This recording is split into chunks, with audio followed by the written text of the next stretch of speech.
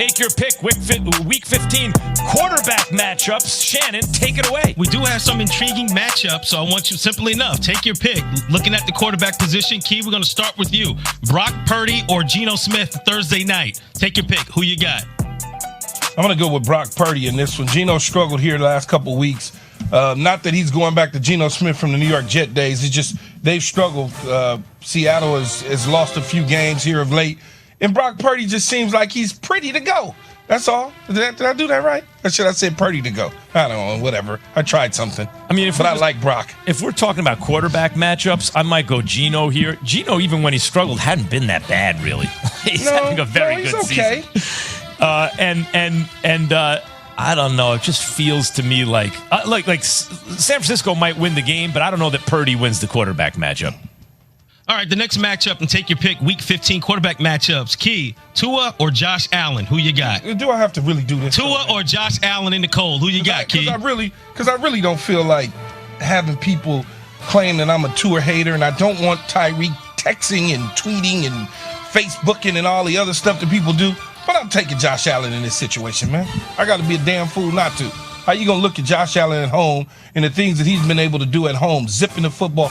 In fact, they just signed one of the good buddies in Cole Beasley back to the Buffalo Bills because they need a little bit of help at the receiver position. But we got Diggs, we got the snow, we got cold weather, and we got a team coming from South Florida all the way to Buffalo, and it is going to be cold, especially as the sun goes down and you get into that 9 o'clock hour. I mean, I'm cold just thinking about it. 100% with Key on this. They drafted Josh Allen when he was just a raw talent, right? Because they're like, man, we play in these conditions. Give us a big old, strong, athletic, running, big-armed quarterback. That's just what they got. And Tua is good, but there's a real qualitative difference in the level of ability between Josh Allen and Tua, particularly under those conditions. I like Josh Allen. Max is going to be cold. That's right. All you need to know. All right, next on Take Your Pick, Week 15 quarterback matchups. Jared Goff or Mike White? Who you got, Key? I'm going to take Jared Goff in this situation. I think Jared Goff is playing solid and sound. He's playing some of the best football in his career right now. And when you look at it, he's playing with confidence. Dan Campbell in the offense, they've given him a confidence that make you think that, okay, this guy could have been and should have been the number one pick the year he came out. And he's showing that right now with the Lions. Yeah, Jared Goff. I'm going to get into this on a tremendous program called This Just In, 2 p.m. Eastern. ESPN has it most this afternoon. But we sure that you'd rather have Dak than Jared Goff? The same draft class. Wentz is out of the conversation now. But Dak is in the lead maybe, but two-time Pro Bowler, Super Bowl appearance, Jared Goff spinning it like he's spinning it right now. Jared Goff is good. Jared Goff over Mike White. All right, well, Max, I'm glad you brought up Dak Prescott because he's next on the list. Key, take your pick, Dak Prescott or Trevor Lawrence? I like Dak Prescott. Dak Prescott has more to work with. And look, he's got to cut down a little bit of interceptions he's had over the last couple of weeks. Some his fault, some receivers' fault. But in the end, I do like Dak Prescott. I think he gets a raw deal a lot of the times because people hate two things. They don't like him and they don't like the Dallas Cowboys. No matter what the Cowboys do, people just don't like Jerry and the Star. I'm going to agree that people don't like Jerry and the Star. No, I hate the Cowboys. But right now you got to go with Dak over Trevor Lawrence. I do not believe it'll be that way forever. I think Trevor Lawrence is going to wind up being a better quarterback than Dak Prescott. We've been saying that 2 years now. So well, I mean, yeah, but it's still very early in the guy's career, you know. And he's had a lot of turnover. And Key, you know it when you see it. Trevor Lawrence got some stuff. But right now, Dak is better than him. I think I got fooled by the Charger game. Charger game when they played the Chargers. I'm like, this guy is signing tomorrow. Yeah, exactly. All right, really, really, really big matchup this weekend in the NFC East. All right, Key, who you got? Take your pick, Daniel Jones or Taylor Heineke? I'm going to take Taylor Heineke in this situation. I think he's just something about where they're at, how he's fighting and scratching and clawing to get his team into the playoffs. He just looks like he's confident, and they're confident in him, and they're playing for him.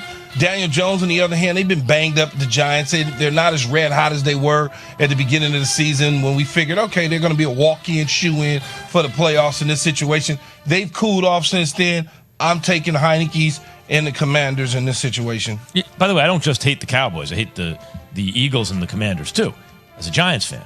But I like Heineke. Heineke got some stuff. Like, I like his whole thing. But Daniel Jones better than Heineke. Like, if you're asking who's going to win the game, I get you saying, like, you like the Commanders over the Giants. Giants are working with very little talent on the team overall. But I think Daniel Jones is a better quarterback than Heineke, and I like Heineke. Daniel Jones is pretty good. Give me Daniel Jones is better than Heineke, but not in this game, week. I understand 15. What you're saying. I understand what you're saying. All right, last one here for you guys. Interesting matchup here with these quarterbacks. Tom Brady or Joe Burrow? Who you got, Key? Tom Brady from 2015. Because I'll take Joe Burrow in that case, by the way, even in 15. Go ahead. No, you not, man. Be quiet. I'm taking Joe Burrow in this situation. Tom hasn't played good football this year. He struggled a little bit here down the stretch. I know he had to come from behind. Nice muster to win against the Rams late. He marched them down, got it done. But it's just Tom Brady's a shell of himself right now. Joe Burrow's playing great football with those receivers and that offense, and the defense is playing good. Cincinnati's red hot. They may steal the division from the Ravens. And I just think that he's going to probably play a little bit better. Yeah, Joe Burrow over Tom Brady in this matchup. His team is playing better. He's playing better. He's, a young, athletic superstar, not even in his prime yet. And Brady, I think, can still play if you give him an offensive line, but you don't have one right now. So that's it. There we have it. For more on Joe Burrow and the Bengals, let's welcome in ESPN Cincinnati Bengals reporter, Ben Baby. What's going on, Ben? Ben, when you dropping that album? Not much. What's that, Key? Ben Baby, when you going to drop that rap album? Hey, you know what? The mixtape's coming soon. Right now, I got to wait and see how the season's going to play out first. But, if you need a hot 16, just let me know, Key, and I'll drop. Okay. 16. Give you a hot 16. Ben Baby sounds like a hip-hop artist, right? Yeah, it just does. So Joe Burrow's performance this season, Ben, he's coming on like gangbusters recently. Jamar Chase, he had to play without Jamar Chase. Now he got him back. People are mentioning him on the outskirts of the MVP conversation. Tell me about it. Max, for me, the big difference with Joe Burrow the last few weeks, really, I think when you look at it the last several weeks, he's really started to come on after that appendectomy surgery that he really downplayed at the beginning of training camp when he had it. He had that emergency appendectomy and was out for a couple weeks in practice. And really, he probably should have sat out that first game when he threw 4 interceptions against the Pittsburgh Steelers, a week 1 loss that has aged very poorly. But as he's continued to come on this season, you've seen him get a lot more confidence in his body. He's starting to feel a lot better, and he's starting to grow a lot in this offense as well. You've seen him, even without Jamar Chase, be able to navigate around the offense. He's felt really good in the pocket. He's looked very decisive, gotten the ball out of his hands quickly, been able to evade pressures, everything you would want to see in your franchise quarterback. And because of that, the Bengals right now are playing the best they have under since Burrow's been here, the longest win streak under Zach Taylor's tenure. And I'll be honest, this team is playing better than it has even last season, which is saying a lot considering, last year's Super Bowl run. Ben, did Joe Burrow find another favorite target in Trent Irwin? Him and Trent Irwin seem to be clicking a little bit, and it's interesting. We looked at one of the questions about this offense this year was that if one of these wide receivers got hurt, we all know what Jamar Chase and T. Higgins and Tyler Boyd can do. But if one of these receivers got hurt, what's going to happen behind them? There wasn't a lot of proven production. They stood with guys on the roster, and we're seeing some of the dividends because of that. And I asked Zach Taylor, what went behind that decision. And he said that there was a lot of trust that Burrow had with the receivers who were currently in that wide receiver room. And we're seeing that with Irwin, a guy who was bounced between the practice squad and the roster, has played his way onto the 53-man roster, been key in some tight situations the last couple of weeks without Chase. And you've seen Burrow. What's interesting is that, when Chase was out, Trenton Irwin was running some of Jamar's routes. And even though Jamar wasn't on the field, Burrow still had confidence that the receiver was going to be there. And for a guy who is predicated his entire game around accuracy and timing and getting the ball out exactly when it needs to be, if not a little earlier. That's a huge amount of trust that you have to have in your receivers. And in key situations, like I said, on some big third downs, and not just Trent Irwin. We've seen that with Trent Taylor as well, another backup. The offense has delivered. Those guys have delivered. And it's why, even though there have been some injuries, things have gone well for Cincinnati. Ben Baby, ESPN Cincinnati Bengals reporter, joining us this morning on Keyshawn, J. Will, and Max. Ben, where should Joe Burrow be? Or better yet, where will the Cincinnati Bengals fan base like to see Joe Burrow in the MVP conversation?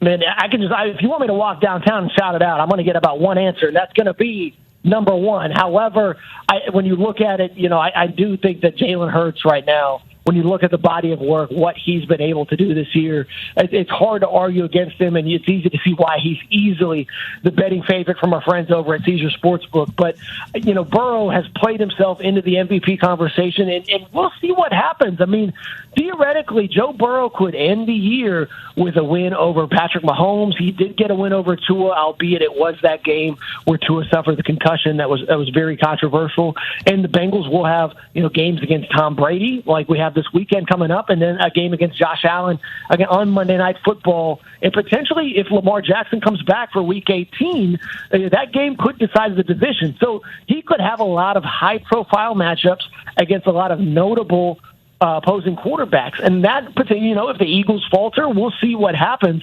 But Burrow has played himself into a interesting situation in the MVP race. Max, I think you'll like this. I believe that when you look at this quarterback matchup this weekend, it kind of reminds me a little bit of the Naoa Inoue and Nonito Donaire matchup. And we all know Donaire, the most recent one, where Donaire, when he got in the ring, we said maybe Donaire still has the goods. And when Inoue was on the other side of the ring, he said, not necessarily the case, and Inoue just wiped through him. Maybe we're seeing a changing of the guard in that way, where we have this up-and-comer coming in. And with a lot of these young quarterbacks, and we're seeing some of the old guard being phased out. Right. When you look at some of the young dynamic guys like Herbert, like Burrow, like Tua, like Jalen Hurts, it's just such an exciting time to be in the league. Ben Baby, ladies and gentlemen, ESPN Bengals reporter, especially Tom Brady was a gangster. Joe Burrow is this era's gangster so far. Keyshawn, J. Will, and Max. Jalen Hurts favorite for MVP. Time for Philly to pay him. Coming up.